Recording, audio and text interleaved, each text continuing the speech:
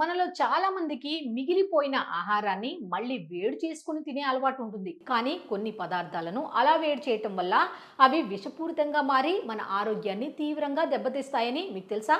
కొన్ని ఆహారాలను తిరిగి వేడి చేయటం వల్ల వాటిలోని పోషకాలు నశించడమే కాకుండా అవి ఆరోగ్య సమస్యలకు కూడా దారితీస్తాయని నిపుణులు చెబుతున్నారు.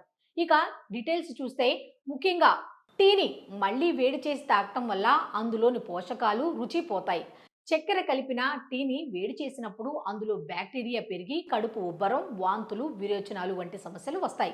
అలాగే అన్నం లేదా బిర్యానీని పదే పదే వేడి చేయటం వల్ల వాటిలో విషపూరిత పదార్థాలు విడుదలయ్యి పోషకాలు తగ్గిపోతాయి. ఇది ఫుడ్ పాయిజనింగ్ కు కారణం కావచ్చు. ఇక ఇక పాలకూర విషయానికి వస్తే దీనిని మళ్ళీ వేడి చేసినప్పుడు అందులోని నైట్రైట్లుగా మారతాయి. ఇవి కిడ్నీలో రాళ్లు ఏర్పడటానికి, చివరికి క్యాన్సర్కు కూడా దారితీసే ప్రమాదం ఉంది.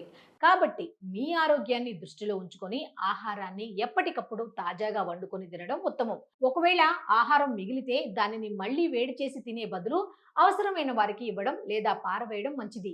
ఈ చిన్న మార్పుతో పెద్ద ఆరోగ్య సమస్యల నుండి మనల్ని మనం కాపాడుకోవచ్చు.